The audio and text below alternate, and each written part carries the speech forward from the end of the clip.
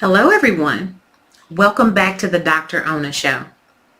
The master key that we will be discussing this week is emotional preparedness.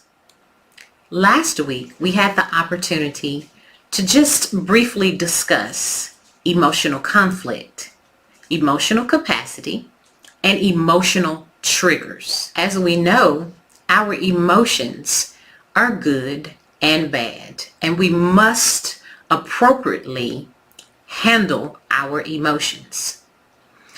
Many of us probably don't know, but our emotions normally are engaged from one of our access points, whether that's our eyes, our ears, our mouth, what we hear, what we say, and what we do.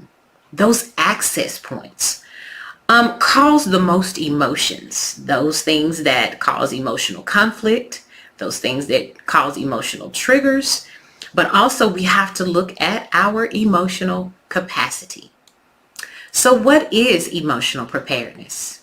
Emotional preparedness is being prepared emotionally to handle the situations, environments, circumstances, and relationships that happen to us, for us, with us in our lives and in the lives of others.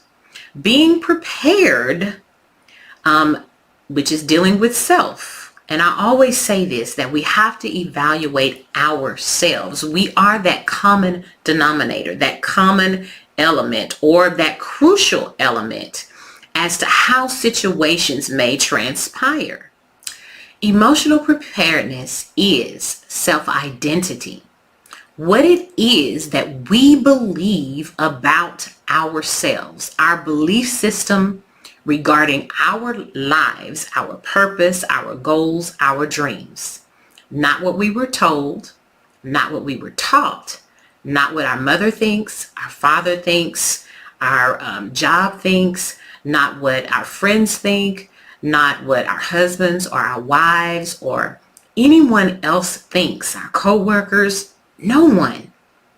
It is about what we believe about ourselves. Then the next step to emotional preparedness after self-identity is self-management. How do we manage what we believe about ourselves? How do we manage our belief system about who we are? The next step after self-identity and self-management is self-awareness. Are we even aware of who we are? Are we aware of our emotions? Are we aware of what we feel? Are we aware of how we manage our emotions? Are we even aware of who we are and our belief system? Are we aware that our belief system may be something that someone else has taught us? Have we taken on somebody else's belief system about who we are? So self-identity, self-management, self-awareness, and then self-leadership.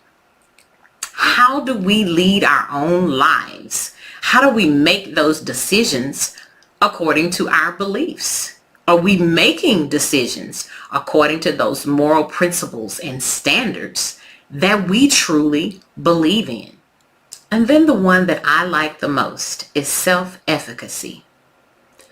Believing and having the confidence that we are competent enough to accomplish our goals and our dreams in whatever task that we may take on or engage in. Self-efficacy says that I have the confidence to believe and stand for what I believe in. I have the confidence and the competence to manage my beliefs appropriately and effectively so that my life can flourish and help flourish the lives of others. Self-management. I'm able to manage my beliefs in a way that it does not become destructive or destroy my life or others. And then self-leadership. I lead my life before I try to lead anyone else's life. I make sure that my decisions that I am making will not negatively impact my life or the lives of others. And then self-efficacy. That is so valuable because we need to know that we are confident, that we are not lacking, that we have everything we need, and we can get the job done. So this week, we are going to take the time to evaluate ourselves and really see what it is that we believe about ourselves. What do we say to ourselves? What is that internal voice that we believe that we are saying to ourselves when we look in that mirror, when we wake up every morning? What do we believe about ourselves? And if you evaluate your belief system and see that there are some things that are just not right, get those checked and deal with them. Why? Because they have a way of showing up in our emotions. The only way we can be prepared emotionally is deal with what